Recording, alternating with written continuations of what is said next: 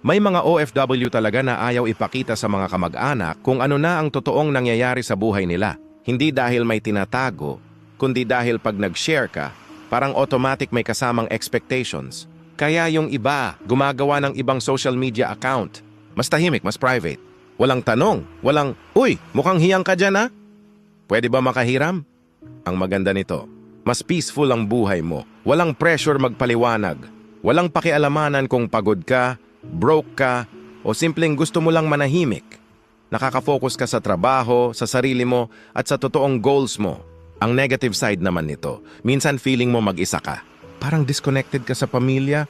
May guilt din minsan na parang tinatago mo ang sarili mo kahit ang totoo, pinoprotektahan mo lang.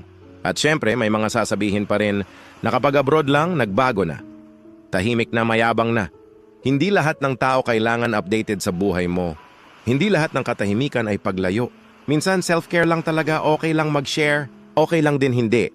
Basta tandaan mo, ang social media ay optional pero ang mental peace mo, mandatory.